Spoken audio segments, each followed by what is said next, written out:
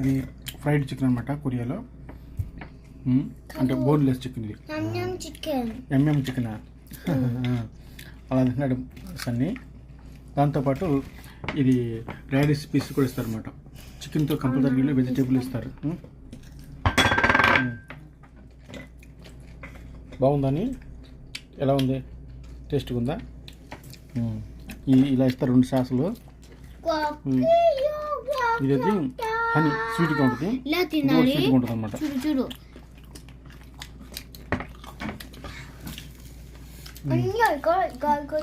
చాలా టేస్ట్గా ఉంది.